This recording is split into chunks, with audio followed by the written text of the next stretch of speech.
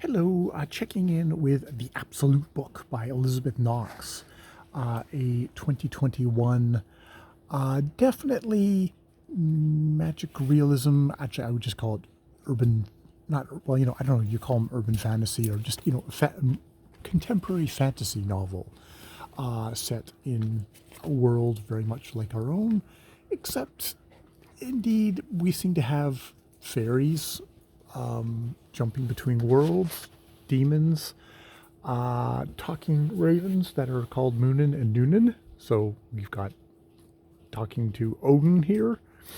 So we're going very kind of Norse and stuff like that here with these demons coming through.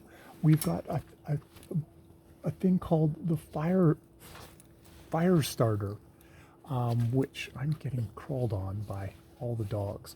We've got a box called the Fire Starter, which seems to have gone down through the years and has indeed seems to have ended up in the possession of Terran Corin's grandfathers, the Norfolk, his possession, and he's buried it on an island when, after the assistant tried to burn everything in his library, and that seems to be, and she mentioned in a footnote something about this kind of a fire starter thing, which seems to have attracted the demons towards her. There's a policeman who at first was kind of hunting her because she quite seems to have quite apparently has killed the murderer of her sister. Um, oh God, Elizabeth Beatrice. I can't remember her name now. Her sister, Weber. Weber was the guy who was killed by this guy called the Mule Skinner, and there seems to be a thing of she had basically had a real horrible thing where her I think the embryo that she was pregnant with got lodged in a fallopian tube,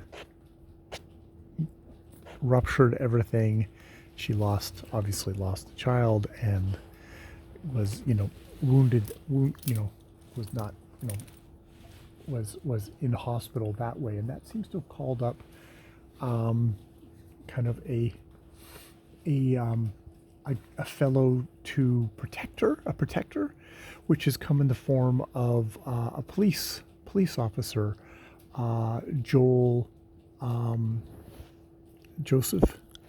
Joseph, who at first seems to be hunting her for the contract hit thing, but in the process of the novel, she's gone to kind of ask about the book.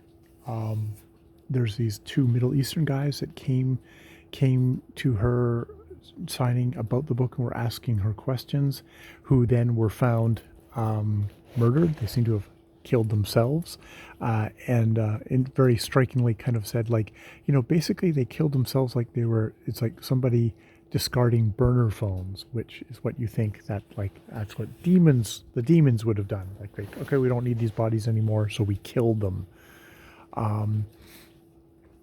Yes, this is both kind of fairly clear that way, but also very complex, with a lot of creatures. The mule skinner and her were taken.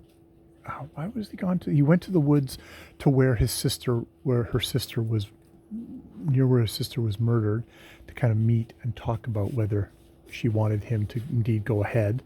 Just have to say no. And this strange guy came by carrying books, and the mule hunter said, "Just a second, I'm just going to see where he goes." And he disappears. And he's quite kind of like, how did he disappear? Because this is a guy who appears to enjoy hunting people. He does not let people thing. And this same fellow shows up when she goes to ask at this library about particular book. I can't remember what the fuck. There's so many goddamn details in here. And suddenly another guy is trying to shoot him. The police officer leaps into thing because he's followed her to, I think it's France where this is happening, and this young man again shows up and takes the bullets. It's lead shot or iron shot for her.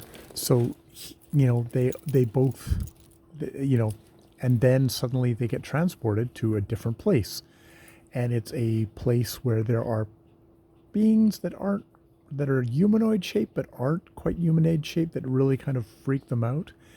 And these, I guess, are the Fae folk, of which this young man is part Fae, which is why he's a little bit more in focus and a little less disturbing. They end up in a kind of a safe house. She's still connected with this rich man that she was married to and then divorced after the losing her pregnancy, and the murder of the death of Weber, but obviously still has a connection. They go to this house. She calls the guy and asks him, the rich former husband, to send a surgeon. And as they do, they're visited by a talking bird, Moonin or Noonan, Moonin, I think, and who kind of gets them up to speed. It's a very complicated book. It's also one of the things of just like, okay, I'm just letting it go by. It's a good thing to listen to on audio in a way, even if it is so complicated, just because I'm not getting I'm not getting too bogged down in all the details. It definitely reminds me of like David Mitchell's The Bone Clock, in that there's a lot of kind of just, well, not as much. Actually, it's more genre than The Bone Clock, but The Bone Clock had what I would call genre stuff in it, of kind of time things and things like that. And but it's also got kind of a good grounding and good kind of believable kind of just as contemporary characters. Not as much as David Mitchell, because David Mitchell would much more construct these people as actual kind of people of their whatever particular time period he was going through. But and these ones are much more immersed in now kind of this fantasy world, though Jacob is still very much a cop. She's had odd experiences, like what happened to her in childhood, which she continues telling about, where her grandfather, after they, she takes her home from the hospital while Beatrice, I can't remember her name now, stays in to be treated for burns, and he ends up taking something out to the kind of the island with, it's got a kind of a replica kind of temple on, perfectly replicated temple on it, and hide something under a flagstone, which they wonder if it is indeed the fire starter, this box with a seal that's been in the center of all these fires.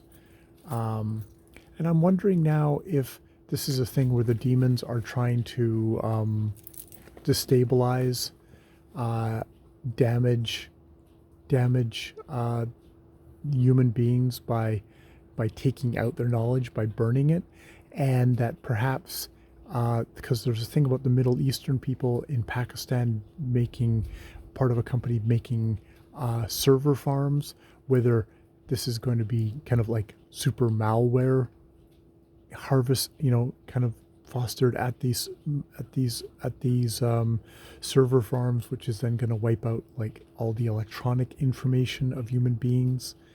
I don't know. That is a thought. That is a thought, as this goes for the absolute book. All right, I will leave it there.